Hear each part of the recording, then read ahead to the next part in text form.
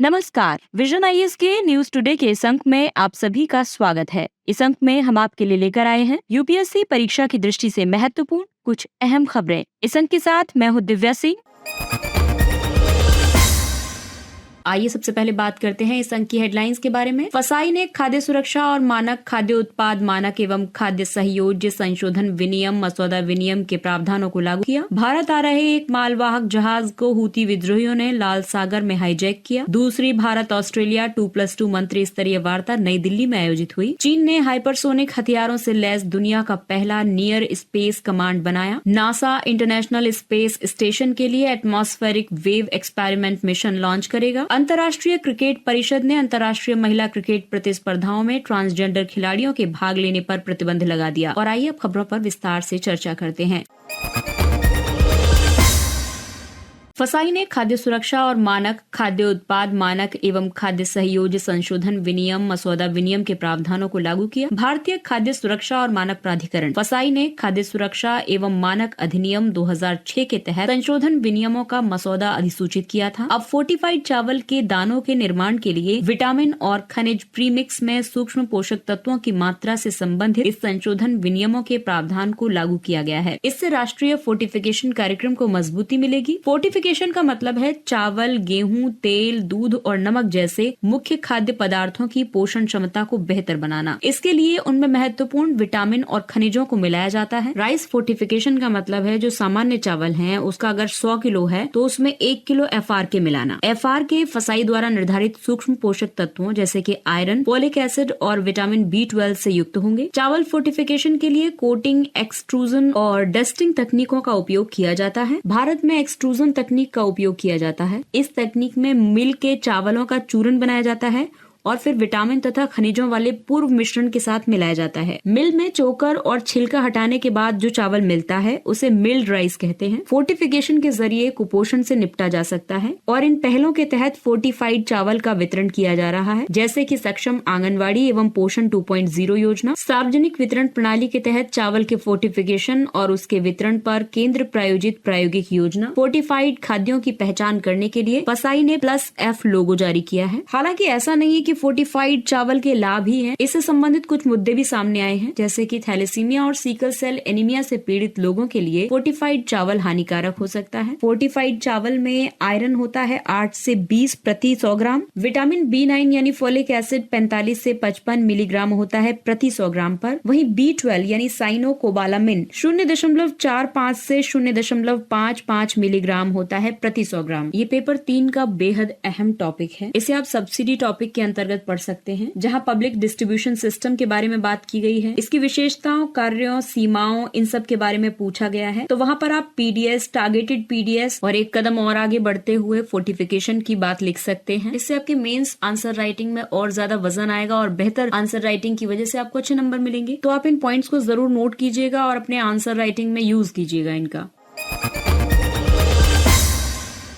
आइए अब बात करते हैं अगली खबर की। भारत आ रहे एक मालवाहक जहाज को हूती विद्रोहियों ने लाल सागर में हाईजैक किया। गैलेक्सी लीडर नाम का ये जहाज ब्रिटिश स्वामित्व वाला है और जापान इसे संचालित करता है। ये तुर्की से गुजरात के पीपावाव पत्तन की ओर आ रहा था। इस जहाज को यमन के बंदरगाह शहर होदे ईदा के तट से लगभग 150 किलोमीटर दूर इरिट्रिया के तट के पास हाईजैक किया गया। बाद में सऊदी अरब के नेतृत्व वाले एक गठबंधन ने आरोप लगाया कि ये कृत्य एक सशस्त्र समूह द्वारा की गई समुद्री डकैती है। पायरेसी के बारे में अक्सर हम पढ़ते हैं तो सी पायरेसी ऐसे ही होती है कि अक्सर जो मालवाहक जहाज हैं उनको हाईजैक कर लिया जाता है। लाल सागर समुद्री जल की एक संकीर्ण पट्टी है। ये पट्टी स्वेज नहर से दक्षिण पूर्व की ओर बाबल मंदेव जल संधि तक फैली हुई है। ये बाबल मंदेव से होकर अदन की खाड़ी और फिर आगे अरब सागर से जुड़ती है। लाल सागर व्यापार मार्ग का काफी महत्व है। यह अंतर्राष्ट्रीय व्यापार और तेल तथा गैस आयात निर्यात के लिए एक महत्वपूर्ण समुद्री मार्ग है। अरब देशों के कुल निर्यात का लगभग 93 से 100% इसी मार्ग से होकर गुजरता है। समुद्री मार्ग से भेजे जाने वाला लगभग 10% कार्गो लाल सागर से होकर जाता है। इसमें यूरोप के साथ किए जाने वाला अधिकतर एशियाई व्यापार भी शामिल है। जिबूती में अमेरिका और चीन दोनों के सैनिक अड्डे हैं। ये सैन्य अड्डे इस क्षेत्र के भू सामरिक महत्व को दर्शाते हैं। समुद्री डकैती या पायरेसी से जुड़ी चुनौतियों की अगर हम बात करें तो समुद्री डकैती प्रमुख वैश्विक पोत परिवहन चोक प्वाइंट से होने वाले व्यापार को हतोत्साहित कर सकती है। इससे महत्वपूर्ण आपूर्ति श्रृंखलाएं बाधित हो सकती हैं। इस अपराध आपराधिक कृत्य में शामिल समूहों के स्थानीय माफिया गुटों, अवैध तस्करों या यहाँ तक कि आतंकियों के साथ भी मजबूत साठगांठ होती है। जहाजों को समुद्री डकैती वाले क्षेत्रों की ओर से न ले जाकर अन्य मार्ग से ले जाने के लिए अतिरिक्त ईंधन की जरूरत होती है। साथ ही शिपिंग बीमा प्रीमियम में वृद्धि होने के कारण परिचालन की लागत बढ़ जाती है। ये नाविकों, शिपिंग उद्योग और समुद्री डकैती संभावित क्षेत्र की सीमा वाले तटीय देशों के समक्ष एक गंभीर जोखिम पैदा कर सकती है। आपको बता दें कि हूती एक विद्रोही समूह है। ये लगभग एक दशक से यमन सरकार के खिलाफ गृह युद्ध में लिप्त है। इसका नाम हूती जनजाति के नाम पर रखा गया है। यमन की आधिकारिक राजधानी सना सहित उत्तरी यमन की सत्ता पर इन्हीं का नियंत्रण रहा है। हूती विद्रोहियों को कथित तौर पर ईरान का समर्थन प्राप्त है। ये विद्रोही हमास और हिजबुल्लाह का भी समर्थन करते हैं, जो इजराइल के साथ सीमा पार संघर्ष में लिप्त है।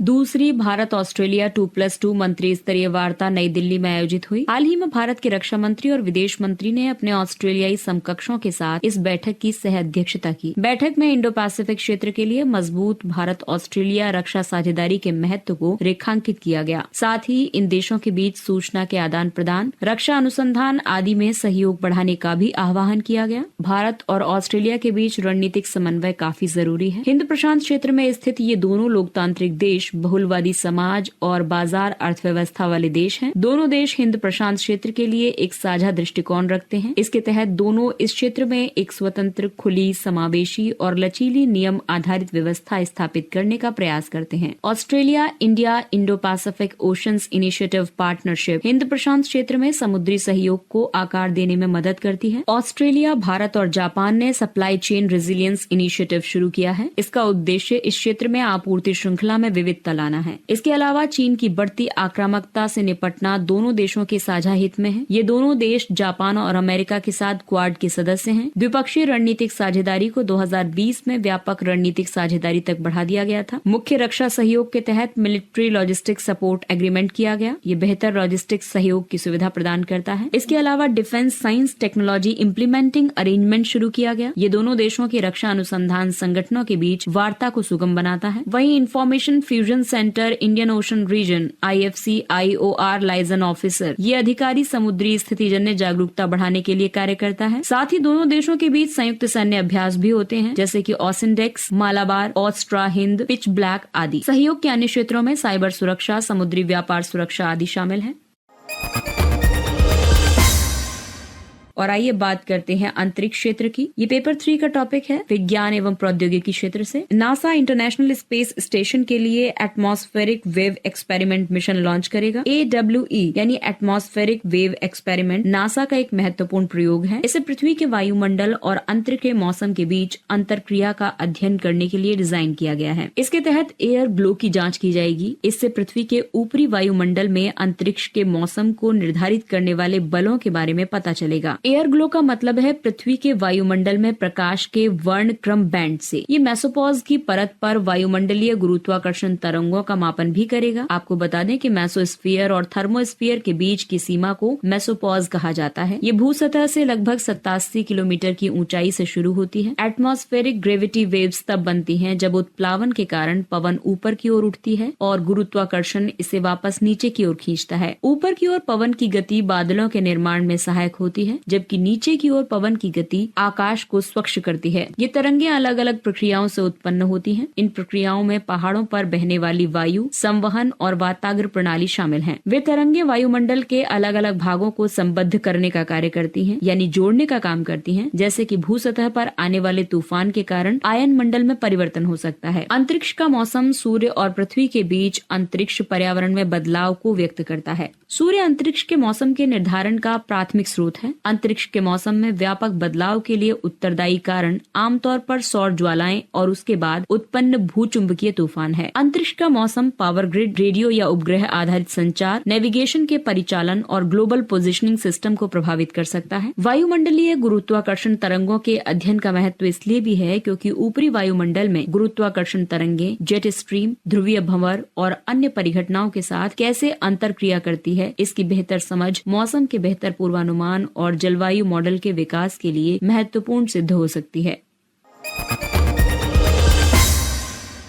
चीन ने हाइपरसोनिक हथियारों से लैस दुनिया का पहला नियर स्पेस कमांड बनाया। नियर स्पेस किसी देश के राष्ट्रीय हवाई क्षेत्र के ऊपर और उसका निकटवर्ती क्षेत्र होता है। इसका विस्तार समुद्र तल से ऊपर 18 से 160 किलोमीटर के बीच हो सकता है। ये घटनाएं इस विश्वास को प्रबल करती हैं कि अंतरिक्ष क्षेत्र भविष्य में युद्ध का मैदान बन सकता है। चीन द्वारा नियर स्पेस कमांड का निर्माण और इस वर्ष के आरंभ में अमेरिका द्वारा चीनी जासूसी गुब्बारे को नष्ट करने की घटना है। वर्तमान में नियर स्पेस क्षेत्र नो मैंस लैंड है। इस क्षेत्र में सैन्य विमान उड़ाना संभव नहीं होता है क्योंकि यहाँ वायु बहुत ज्यादा विरल होती है। वहीं दूसरी ओर मजबूत गुरुत्वाकर्षण बल के चलते इस क्षेत्र में उपग्रह स्थापित करना भी कठिन होता है और यही कारण है कि नियर स्पेस क्षेत्र में बहुत कम विमान उड़ान भरते हैं। नियर स्पेस का महत्व इसलिए भी है क्योंकि इस क्षेत्र में स्थापित सुरक्षा तंत्र मानव रहित विमानों के विपरीत कई सप्ताह या कई महीनों तक काम कर सकते हैं। आपको बता दें कि इस क्षेत्र में संचालित मानव रहित विमान केवल 24 से 40 घंटे तक ही काम कर सकते हैं। इस क्षेत्र में उपग्रहों को स्थापित करने की लागत भूस्थैतिक कक्षाओं में उपग्रहों को स्थापित करने की लागत की तुलना में कम होती है। नियर स्पेस में स्थापित सुरक्षा तंत्र एक सैरोगेट सैटेलाइट के रूप में काम कर सकता है। इसके कई लाभ हो सकते हैं। कम ट्रांसमिशन दूरी, बेहतर संचार, टोही और निगरानी। इस क्षेत्र में तैनात उपकरण छोटे रडार, थर्मल क्रॉस सेक्शन आदि से लैस होते हैं। इससे ये उपकरण अधिकतर पारंपरिक ट्रैकिंग और टारगेटिंग विधियों के लिए सुभेद्य नहीं बन पाते हैं। हालांकि नियर स्पेस की सीमाएं ये हैं कि निम्न वायुमंडल की अशांत दशाओं के चलते नियर स्पेस में तैनात उपकरणों को नियंत्रित करना और उनका रखरखाव करना काफी कठिन काम होता है। इस क्षेत्र का सैन्यकरण काफी बड़ी कूटनीतिक चुनौतियां उत्पन्न कर सकता है। आप जानते ही होंगे कि हाइपरसोनिक हथियारों की न्यूनतम गति मैक 5 होती है। ये अत्यधिक गतिशील होने के साथ साथ उड़ान के दौरान दिशा बदलने में भी सक्षम होते हैं।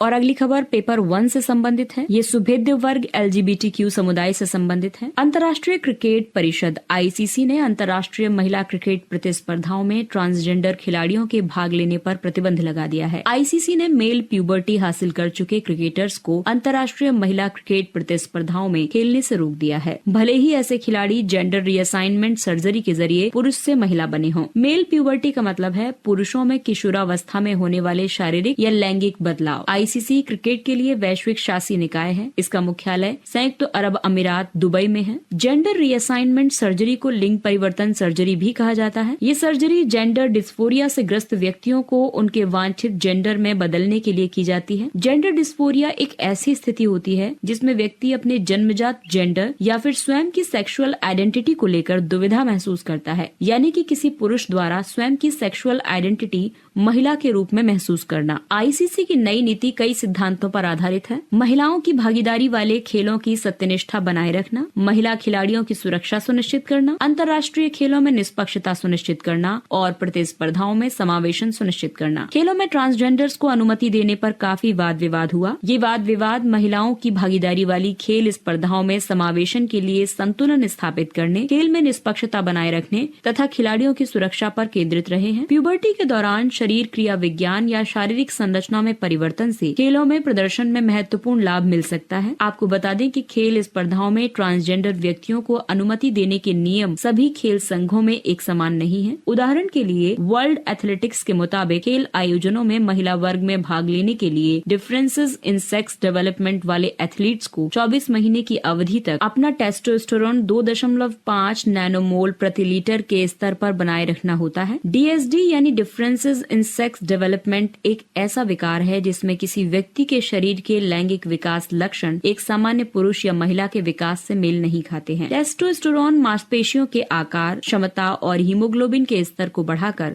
खिलाड़ियों के प्रदर्शन को बेहतर बनाने में मदद करता है। वहीं साइकिलिंग के लिए अंतर्राष्ट्रीय संघ, तैराकी के लिए अंतर्राष्ट्रीय संघ और वर्ल्ड रग्बी ने ट्रांस वीमेन को महिलाओं की खेल स्पर्धाओं में भाग लेने से रोक दिया है। अंतर्राष्ट्रीय ओलंपिक समिति ने ट्रांसजेंडर व्यक्तियों के लिए खेलों में पात्रता संबंधी मानदंड निर्धारित करने की जिम्मेदारी संबंधित खेल संघों को सौंप दी है। और आइए बात करते हैं कुछ अन्य महत्वपूर्ण सुर्खियों की। भारत ऑस्ट्रेलिया राइज एक्सीलरेटर कार्यक्रम, नीति आयोग के अटल इनोवेशन मिशन और ऑस्ट्रेलिया के राष्ट्रमंडल वैज्ञानिक और औद्योगिक अनुसंधान संगठन ने rapid innovation and startup expansion acceleration programme शुरू किया। ये कार्यक्रम भारत और ऑस्ट्रेलिया में चक्रीय अर्थव्यवस्था से संबंधित स्टार्टअप तथा लघु एवं मध्यम आकार के उद्यमों का समर्थन करेगा। एक चक्रीय अर्थव्यवस्था में ऐसे बाजार शामिल होते हैं जो उत्पादों के उपयोग के बाद उसे स्क्रैप में देने के बजाय उनमें इस्तेमाल सामग्रियों से नए उत्पाद बनाने को प्रोत्साहन देते हैं। इस तरह नए उत्पाद बनाने के लिए नए संसाधन उपयोग नहीं किए जाते हैं। इस कार्यक्रम में भाग लेने के लिए स्टार्टअप से कोई शुल्क नहीं लिया जाएगा और इसे वर्चुअली आयोजित किया जाएगा। कार्यक्रम के दौरान इन्हें भारत और ऑस्ट्रेलिया में यात्रा करने के अवसर भी प्राप्त होंगे। इस कार्यक्रम में भाग लेने वाले स्टार्टअप्स 40 लाख रुपए तक के नॉन इक्विटी अनुदान प्राप्त करने के लिए पात्र होंगे। लैंसेट की स्वास्थ्य और जलवायु परिवर्तन पर काउंटडाउन रिपोर्ट 2023। इस रिपोर्ट के मुताबिक अत्यधिक गर्मी के कारण लोगों की श्रम करने की क्षमता कम होती जा रही है और इसके कारण 2022 में वैश्विक स्तर पर लोगों की आय में लगभग $863 बिलियन का नुकसान हुआ है। इसने निम्न और मध्यम मानव विकास सूचकांक वाले देशों को सबसे ज्यादा प्रभावित किया है। विशेष रूप से कृषि क्षेत्र पर निर्भर देश अधिक प्रभावित हुए हैं। इससे वैश्विक स्तर पर असमानताएं और बढ़ गई हैं। जलवायु परिवर्तन वैश्विक खाद्य असुरक्षा को बढ़ावा दे रहा है। ऐसा जलवायु परिवर्तन के कारण फसलों की पैदावार के कम होने एवं समुद्री संसाधनों पर निर्भर आबादी की खाद्य सुरक्षा खतरे में पड़ने से हो रहा है। रिपोर्ट में ये सिफारिशें की गई हैं कि जलवायु संकट के समाधान के लिए स्वास्थ्य केंद्रित दृष्टिकोण को अपनाया जाना चाहिए। जीवाश्म ईंधन के उपयोग का न्याय संगत, विवेकपूर्ण एवं तीव्र गति से चरणबद्ध समाप्ति पर बल देने की जरूरत है। घोल या ब्लैक स्पॉटेड क्रोकर। गुजरात ने घोल प्रजाति की मछली को राजकीय मछली घोषित किया। इसकी घोषणा ग्लोबल फिशरीज कॉन्फ्रेंस इंडिया 2023 में की गई। घोल प्रजाति की मछली हिंद प्रशांत महासागर में फारस की खाड़ी से प्रशांत महासागर तक बड़े पैमाने पर पाई जाती है। औषधियों में उपयोग और व्यावसायिक महत्व अधिक होने के कारण इस मछली के स्विम ब्लैडर की कीमत बहुत ज्यादा है। इसका निर्यात दक्षिण पूर्व एशिया के देशों विशेषकर हांगकांग, सिंगापुर और मलेशिया में किया जाता है। इसका उपयोग आई जिंगलास को तैयार करने में किया जाता है। आई जिंगलास कोलेजन का एक रूप है जिसका उपयोग मुख्य रूप से वाइन और बियर को साफ करने के लिए किया जाता है। वहीं पारंपरिक चिकित्सा के क्षेत्र में ऐसा माना जाता है कि ये यूरिनरी विकार से पीड़ित रोगियों में रक्तस्राव को रोकती है और साथ ही सौंदर्य प्रसाधन सामग्रियों को तैयार करने में भी घोल या ब्लैक स्पॉटेड क्रोकर को इस्तेमाल किया जाता है। गंबूसिया या मॉस्किटो फिश। हाल ही में मॉस्किटो फिश की 2 प्रजातियों पर एक नया अध्ययन किया गया है। इससे पता चला है कि इन प्रजातियों ने पूरे भारत में अलग अलग पारिस्थितिक तंत्रों में अपना प्रसार किया है। ये प्रजातियां हैं गंबूसिया एफिनिस और गंबूसिया होलब्रूकी। वैश्विक स्तर पर मछली की इस प्रजाति का उपयोग मच्छरों के लार्वा को नियंत्रित करने के लिए एक जैविक कारक के रूप में किया जाता है। इस प्रजाति की मछली मच्छरों के लार्वा को खाती है। ये दक्षिण पूर्वी संयुक्त राज्य अमेरिका की एक स्थानिक प्रजाति है। ये उथले जल और सघन वनस्पतियों वाले क्षेत्र में पाई जाती है जहां लार्वा और प्यूपा मौजूद होते हैं। इसे एक प्रमुख आक्रामक विदेशज प्रजाति के रूप में सूचीबद्ध किया है। ब्रिटिश शासन के दौरान 1928 में गंबूसिया को पहली बार भारत में लाया गया था।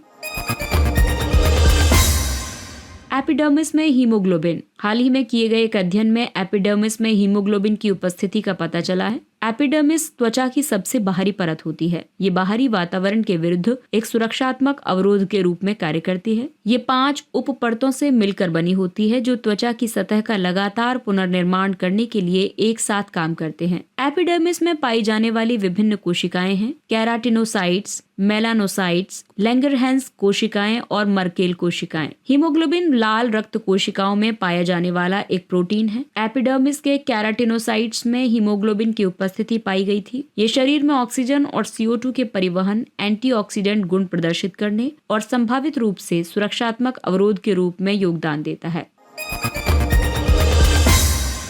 अगला टॉपिक है लैंगलैंड्स प्रोग्राम। हाल ही में एक रिपोर्ट में दावा किया गया है कि लैंगलैंड्स प्रोग्राम गणित के 2 अलग अलग क्षेत्रों को आपस में जोड़ता है। लैंगलैंड्स प्रोग्राम नंबर थ्योरी और रिप्रेजेंटेशन थ्योरी के बीच संबंध तलाशने पर केंद्रित है। इस प्रोग्राम को 1967 में प्रिंसटन विश्वविद्यालय के डॉक्टर रॉबर्ट लैंगलैंड्स ने आगे बढ़ाया था। डॉक्टर लैंगलैंड्स को 2018 में लैंगलैंड्स प्रोग्राम के लिए एबेल पुरस्कार से सम्मानित किया गया था। एबेल पुरस्कार गणितज्ञों को दिए जाने वाले सर्वोच्च सम्मानों में से एक है। इसे 2002 में नॉर्वेजियन संसद ने स्थापित किया था। अगला टॉपिक है जूस मिशन यानी Jupiter IC moons explorer mission. European space agency का जूस प्रोब पहली बार पृथ्वी और चंद्रमा की दोहरी गुरुत्वाकर्षण सहायता का इस्तेमाल बृहस्पति की ओर बढ़ने के लिए करेगा। दोहरी गुरुत्वाकर्षण सहायता एक ऐसी तकनीक है जिसके द्वारा एक अंतरिक्ष यान दो खगोलीय पिंडों के गुरुत्वाकर्षण क्षेत्र की मदद से अपनी गति में वृद्धि करता है। जूस मिशन अंतरिक्ष यान का प्रक्षेपण 2023 के आरंभ में किया गया था। ये बृहस्पति और महासागर की उपस्थिति वाले 3 बड़े चंद्रमाओं का विस्तृत अवलोकन करेगा। ये चंद्रमा है गैनीमेड, कैलिस्टो और यूरोपा। जूस मिशन का उद्देश्य बृहस्पति ग्रह पर उन स्थानों का पता लगाना है जहां जीवन को बनाए रखने के लिए आवश्यक परिस्थितियां मौजूद हैं, जैसे कि जल, जैविक आवश्यक तत्व, ऊर्जा और स्थिरता। जूस मिशन की अवधि 8 वर्ष की है। ये यान 2031 में बृहस्पति ग्रह पर पहुंचेगा। बृहस्पति के लिए अन्य मिशन हैं गैलीलियो, जूनो, यूरोपा और क्लिपर।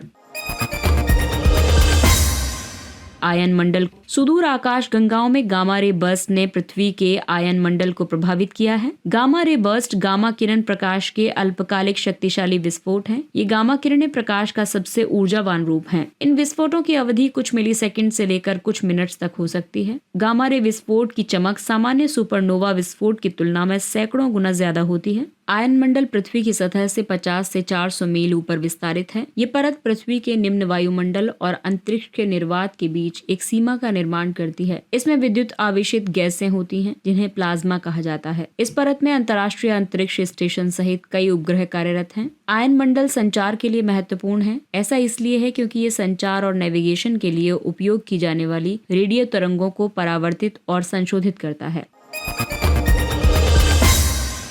और आइए अब चर्चा करते हैं सुर्खियों में रहे स्थल के बारे में। सूरीनाम, जिसकी राजधानी पारामारिबो है। सूरीनाम में सोने की एक अवैध खदान ढह गई है। सूरीनाम दक्षिण अमेरिका के उत्तरी तट पर स्थित है। ये उत्तर में अटलांटिक महासागर से घिरा है, इसलिए ये एक भू आबद्ध देश नहीं है। सूरीनाम के पूर्व में फ्रेंच गुयाना, दक्षिण में ब्राजील और पश्चिम में गुयाना अवस्थित है। यहाँ पर मुख्य रूप से उष्णकटिबंधीय वर्षावन मौजूद हैं। सूरीनाम का उच्चतम बिंदु है जुलियाना टॉप और प्रमुख नदियां हैं मोरोवाइन, कोरेंटाइन, कोपेनाम और सूरीनाम। और खनिजों की बात करें तो सूरीनाम दुनिया में बॉक्साइट के शीर्ष उत्पादकों में से एक है। इसके साथ ही ये अंक समाप्त होता है। अगले अंक में फिर मुलाकात होगी कुछ अन्य महत्वपूर्ण खबरों के साथ। तब तक अपने लक्ष्य के लिए तत्पर रहिए और अगर आपको हमारा कंटेंट अच्छा लगता है तो इसे लाइक, सब्सक्राइब और शेयर जरूर करें। और अब हमें यानी विजन IAS की पूरी टीम को दीजिए इजाजत।